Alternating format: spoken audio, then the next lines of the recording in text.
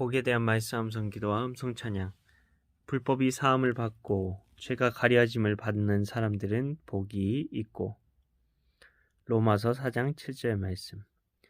불법이 사함을 받고 죄가 가려짐을 받는 사람들은 복이 있고. 불법이 사함을 받고 죄가 가려짐을 받는 사람들은 복이 있고. 말씀 기도입니다. 하나님 아버지, 복이 있는 자가 누구인지 말씀해 주시는데 불법이 사함을 받고 죄가 가리워진 사람이라고 하십니다. 불법, 죄, 낯설고 솔직히 대면하고 싶지 않은 말들입니다. 우리는 복의 성공, 형통, 부함과 연관시키길 좋아하는데 복에 대한 주님의 관점은 어떤 것일까요? 로마서의 시작은 예수님이 곧 복음이시라는 선언입니다. 마태복음 1장 21절은 아들을 낳으리니 이름을 예수라 하라. 이는 그가 자기 백성을 그들의 죄에서 구원할 자이심이라 하니라 말씀합니다. 복음이란 기쁜 소식, 우리가 들어야 할 복된 소식을 말합니다. 이게 진짜 복이야라고 말씀해 주시는 겁니다. 그 복이 바로 죄에서 구원을 받는 것이란 말입니다.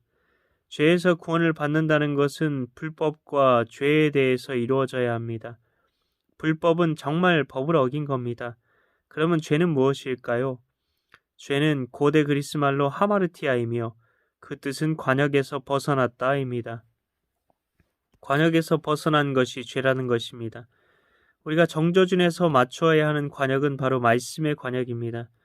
말씀의 관역이 아니라 관역에서 벗어난 곳만 쏠 수밖에 없는 죄인이기 때문에 죄를 짓는 우리의 존재를 잘 보여주는 말이 하마르티아입니다. 우리는 죄인이라서 하나님의 말씀대로 하나님의 뜻대로 살 수 없다는 겁니다. 그래서 하나님 보시기에 불법을 저지른 자들인 거죠. 이런 우리의 불법을 용서하시고 존재적으로 죄를 지을 수밖에 없는 우리 대신 이 땅에서 의로운 삶을 사셨던 예수님의 희생을 제물로 받으셔서 우리의 삶도 덩달아 의로운 것처럼 받아주신다는 것이 하나님의 방법이셨습니다. 이것이 바로 칭의입니다. 의롭지 않은데 의롭다고 칭해 주신다는 것입니다. 어떻게 이런 일이 일어날 수 있느냐 싶은데요. 실제로 그런 일이 있었다고 합니다. 착한 형이 살인자 동생 대신 감옥에 가고 대신 사형을 당했던 이야기. 그리고 그 동생은 형의 이름으로 형처럼 살아갔다고 합니다.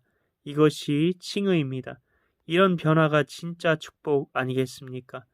하나님 아버지, 우리가 진정한 축복을 바라보게 하시니 감사드립니다. 성탄의 진정한 의미는 나 대신 죽기 위해 감옥과 같은 세상으로 들어오신 예수님의 이야기라는 것을 기억하며 이번 성탄절 더욱 예수님처럼 살게 하소서. 이를 위해 오늘도 말씀 암송 기도 암송 찬양 가운데 나아가오니 예수님처럼 사랑하는 오늘 하루 되게 하옵소서. 예수님처럼 살아가는 오늘 하루 되게 하옵소서.